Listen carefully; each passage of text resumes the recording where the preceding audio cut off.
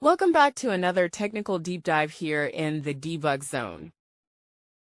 Today we're tackling a big question and breaking it down with insights from other users. Hopefully this clears up some misconceptions and helps you get the answer you need. So buckle up, stay a little curious, and let's jump right in.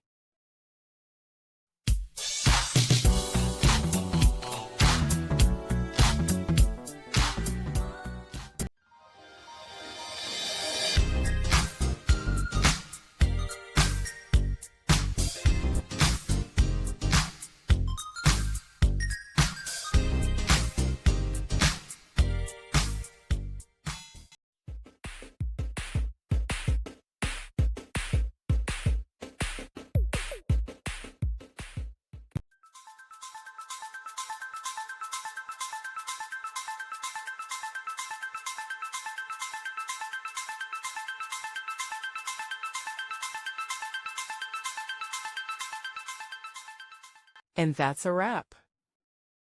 I hope you found the answer you were looking for. If you did, take a second to hit that subscribe button. It really helps out. And let me know in the comments which solution worked best for you. See you next time in the debug zone.